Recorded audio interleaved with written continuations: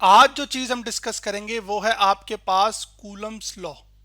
तो coulomb basically एक scientist था जिसने ये बताया कि जब भी दो चार्जेस जो कि मुख्तलिफ हों एक दूसरे से, यानी पॉजिटिव चार्ज हो या नेगेटिव चार्ज हो या फिर एक जैसे चार्जेस हों, अगर वो रुके हुए हों, रेस्ट पर हों, तो वो एक दूसरे के ऊपर एक फोर्स लगाते हैं जिसको हम इलेक्ट्रिक फोर्स कहते हैं। तो कूलम्स ने वो जो इलेक्ट्रिक फोर्स है वो किन चीज़ों पे डिपेंड करती है उसके बारे में बताया था। तो कूलम्स ने ये कहा था कि जो इलेक्ट्रिक फोर्स है दो चार्जेस के बीच वो डायरेक्टली प्रोपोर्शनल है प्रोडक्ट ऑफ चार्जेस, यानी कि चार्जेस की जो वैल्यूज हैं उसके प्रोडक्ट के, और इनवर्सली प्रोपोर्शनल है to the square of the distance between them, यानी कि जितना दो चार्जेस के बीच का फासला है उसके स्क्वायर के इनवर्सली प्रोपोर्शनल है। तो पहली बात क्या है, इलेक्ट्रिक फोर्स जिसको हम लेबल करते हैं एफ के साथ, वो असल में किसके डायरेक्टली प्रोपोर्शनल है? दो चार्जेस के प्रोडक्ट के। जैसे कि एक ये चार्ज है जिसको मैं नाम दे रहा हूं कि Q1 का, और दूसरा ये चार्ज है जो कि Q2 है। तो जो फोर्स है इन दोनों के प्रोडक्ट के डायरेक्टली प्रोपोर्शनल है, यानी कि अगर किसी एक भी चार्ज की वैल्यू बढ़ेगी तो फिर कह सकता हूं फोर्स डायरेक्टली प्रोपोर्शनल है प्रोडक्ट ऑफ चार्जेस के। जितना इन चार्जेस का प्रोडक्ट छोटा होगा असल में इन दो चार्जेस के बीच की फोर्स उतनी कम होगी, लेकिन जितना इन प्रोडक्ट चार्जेस का जो प्रोडक्ट है जिसकी मैग्नीट्यूड है यानी कि वैल्यू है, वो प्रोडक्ट जितना ज्यादा होगा असल में फोर्स भी उतनी ज्यादा होगी। अगर दोनों चार्जेस की वैल्यू बढ़ती है तो तब भी फोर्स बढ़ जाएगी, अगर इन दोनों में से कोई भी एक चार्ज की वैल्यू बढ़ती है तो तब भी फोर्स क्या हो जाएगी, वो बढ़ जाएगी। क्यों? क्योंकि ये फोर्स चार्जेस के प्रोडक्ट के डायरेक्टली प्रोपोर्शनल है। उसके बाद उसने दूसरी बात ये कही थी कि जो इलेक्ट्रिक फोर्स है वो बेसिकली इनवर्सली प्रोपोर्शनल है to the square of the distance between them. तो अब ये चार्ज Q1 ये चार्ज Q2 एक दूसरे से कुछ फासले पर है ना। अब आपने ये बात याद रखनी है कि जो फासला है ये हमेशा चार्जेस के सेंटर से मेजर होगा, जैसे कि यहाँ पर मैंने किया है। तो मैं भी फासला ये मान रहा हूँ कि दो चार्जेस के बीच यानी पॉजिटिव और नेगेटिव चार्ज के बीच का भी फासला क्या है, वो R है। तो जो फोर्स है बेसिकली वो आपके पास जो कि F है वो इनवर्सली प्रोपोर्शनल है किसके, square of the distance between charges. चलें इस चीज को मैं यहां पर लिख देता हूं, force is inversely proportional to the square of the distance between charges. अब आप पहले ये जो इसको नाम दे दें इक्वेशन 1 का, जबकि इसको नाम दे दें इक्वेशन 2 का। अब हम क्या करेंगे कि इन दोनों इक्वेशंस को कंबाइन करेंगे, तो इसकी लेफ्ट हैंड साइड पे भी फोर्स है इसलिए इसकी लेफ्ट हैंड साइड पे भी फोर्स है, तो फोर्स आ जाएगी F directly proportional two charges के प्रोडक्ट के, जो कि क्या है Q1 Q2 Q1 और Q2, और डिवाइड बाय क्या आ जाएगा, R का स्क्वायर। अब जब हम इस प्रोपोर्शनैलिटी को खत्म करते हैं तो असल में एक इक्वल टू का साइन आ जाएगा और साथ एक कांस्टेंट ऑफ प्रोपोर्शनैलिटी आ जाएगा जो कि इस सिनेरियो में K है। तो आपके पास आ जाएगा F is equal to K Q1 Q2 K Q1 Q2 divide by R का स्क्वायर।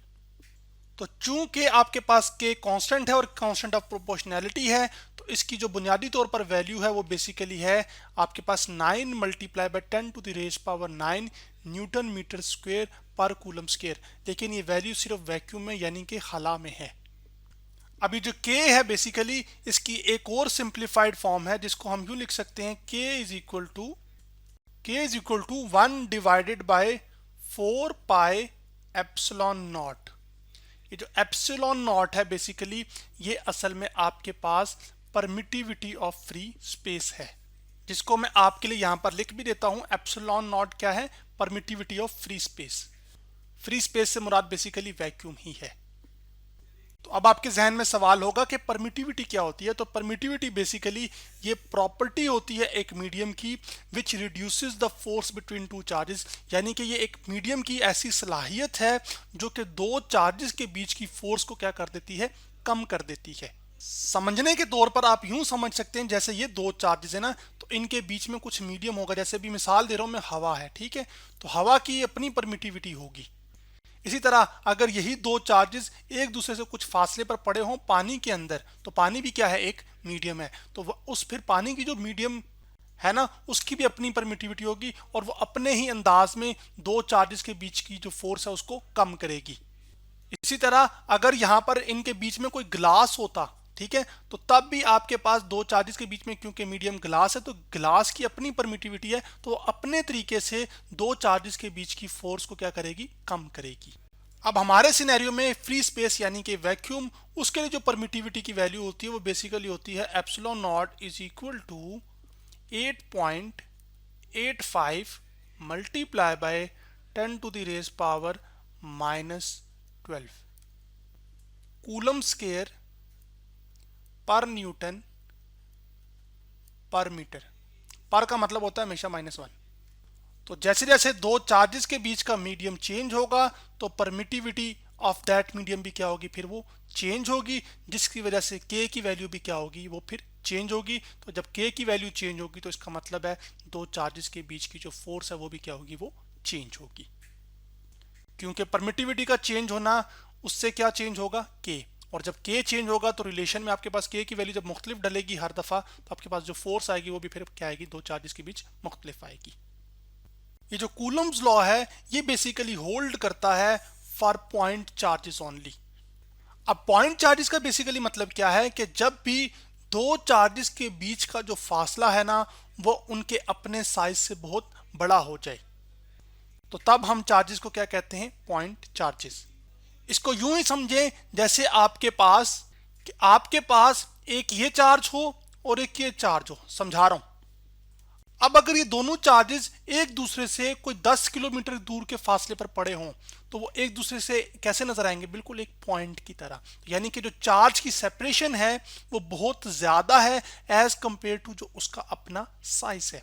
इसको यूं भी समझ लीजिए जैसे दो क्रिकेट की बॉलें हैं और वो अगर आप एक दूसरे से 1 किलोमीटर दूर फासले पर पड़ी होंगी तो वो ऐसे ही लगेंगी जैसे कोई एक नुक्ता पड़ा हुआ है, ठीक है। तो जब वो नुक्ता है ना असल में, तो वो असल में ये पॉइंट चार्ज है या पॉइंट चार्ज के तौर पे बिहेव कर रहा होगा। वो क्रिकेट बॉलें सिर्फ समझाने के लिए, ठीक है। जहां पर चार्जेस के लिहाज से अपने बात को समझना है कि जब चार्जेस के बीच का फासला बहुत बड़ा हो जाए एज कंपेयर टू जो उनका अपना साइज है। इसको अल्फाज में मैं यूं भी लिख सकता हूं, distance of separation is very large as compared to their own sizes. यानी कि जो सेपरेशन का डिस्टेंस है, जिस फासले से वो एक दूसरे से दूर पड़े हुए हैं, वो बहुत लार्ज हो यानी चार्जेस के लिए एज कंपेयर टू जो उनका अपना साइज है। अब जो अगली बात है वो ये है कि इलेक्ट्रिक फोर्स बेसिकली वो या तो अट्रैक्टिव हो सकती है या फिर रिपल्सिव हो सकती है। अट्रैक्टिव तब होगी जब दो चार्जेस एक दूसरे से बिल्कुल ऑपोजिट होंगे, जैसे कि एक पॉजिटिव चार्ज है और एक नेगेटिव चार्ज है, तो ये एक दूसरे को क्या करेंगे, अट्रैक्ट। तो जो जिस फोर्स के साथ वो एक दूसरे को अपनी जानिब खींचेंगे असल में उस फोर्स को कहते हैं अट्रैक्टिव फोर्स, और वो जो अट्रैक्टिव फोर्स है बेसिकली वो इलेक्ट्रिक फोर्स है यहाँ पर। इसके बरक्स अगर आपके पास दोनों सेम चार्जेस हों, जैसे कि ये दोनों नेगेटिव या दोनों पॉजिटिव, तो सेम चार्जेस एक दूसरे को एक दूसरे से दूर धकेलेंगे यानी कि रिपेल करेंगे। तो फिर सेम चार्जेस के बीच की जो फोर्स होती है वो असल में रिपल्सिव फोर्स होती है। अब हम बात करते हैं कि कंसीडर कीजिए कि आपके पास एक ये चार्ज Q1 है, ठीक है, और ये Q2 है। अब ये बात करते हैं कि Q1 Q2 पे क्या फोर्स लगा रहा है और Q2 Q1 पे क्या फोर्स लगा रहा है। अब चूंकि दोनों सेम चार्जेस हैं, ये Q1 भी पॉजिटिव है और Q2 भी क्या है, पॉजिटिव है, तो ये चार्ज इस चार्ज को अपने से दूर धकेल रहा होगा इस तरफ। तो जो फोर्स लग रही होगी वो असल में इस तरफ होगी, जिसको आपने एरो से यहां पर देख रहे हैं। तो जो पहला चार्ज दूसरे पे फोर्स लगा रहा है वो असल में क्या है, F1 2। 1 का मतलब पहला लगा रहा है, 2 का मतलब दूसरे पे लग रही है। इसी तरह ये जो दूसरा चार्ज है ये भी पहले के ऊपर एक फोर्स लगा रहा है, लेकिन इस तरफ लगा रहा है क्योंकि ये चार्ज इस चार्ज को अपने से दूर धकेल रहा है, क्योंकि दोनों का चार्ज क्या है, सेम है। तो वो जो फोर्स लग रही होगी वो इस तरफ होगी। तो अब आप ये देख रहे हैं कि F आ जाएगी 2, क्योंकि जो पहले लिखेंगे ना आप उसका मतलब होगा वो फोर्स लगा रहा है। तो यहां पर कौन सा लगा रहा है, दूसरा लगा रहा है। किस पे लग रही है, पहले पे। अब जितनी फोर्स पहला दूसरे पे लगा रहा है असल में दूसरा भी उतनी ही पहले पे लगा रहा है। इसका मतलब है कि जो फोर्सेस का मैग्नीट्यूड है वो क्या है, सेम है, लेकिन डायरेक्शन क्या है, ऑपोजिट है। इस चार्ज के ऊपर दाएं जानिब फोर्स लग रही है जबकि इस चार्ज के ऊपर बाएं जानिब फोर्स लग रही है। तो अगर आप गौर करें तो क्या ये न्यूटन का थर्ड लॉ को बे होता हुआ नजर नहीं आ रहा। तो फिर मैं यूं लिख सकता हूं, electric force between charges obeys Newton's third law of motion, यानी कि हर एक्शन का एक रिएक्शन होता है। तो एक्शन का रिएक्शन इक्वल है in magnitude but opposite in direction. इसका मतलब है F12 बेसिकली इक्वल है किसके, F21 के। ये इस बात की निशानदेही है कि ये मैग्नीट्यूड इक्वल है, लेकिन दोनों फोर्सेस की डायरेक्शन क्या है, ऑपोजिट। तो फिर यहां पर एक साइन क्या आ जाएगा, माइनस का। अभी जो कूलम्स का लॉ है इसको बेसिकली हम लॉ ऑफ इलेक्ट्रोस्टैटिक्स भी कहते हैं। क्यों? क्योंकि इलेक्ट्रोस्टैटिक्स के अंदर आप चार्जेस को एट रेस्ट स्टडी करते हैं। तो फिर ये बात मैं यहाँ पर लिख भी देता हूँ कि Coulomb's law is law of electrostatics, और इलेक्ट्रोस्टैटिक का मतलब क्या है, चार्जेस की स्टडी एट रेस्ट। तो यहाँ पर जो चार्जेस की स्टडी हम करें, यानी कि जो चार्जेस एक दूसरे पे फोर्स लगा रहे हैं वो असल में इलेक्ट्रिक फोर्स है, और वो फोर्स तभी लगा रहे हैं जब ये चार्जेस रुके हुए हैं। तो इसी वजह से इसको हम लॉ ऑफ इलेक्ट्रोस्टैटिक्स भी कहते हैं। तो आज हमने क्या स्टडी किया कि हमने कूलम्स लॉ के बारे में स्टडी किया।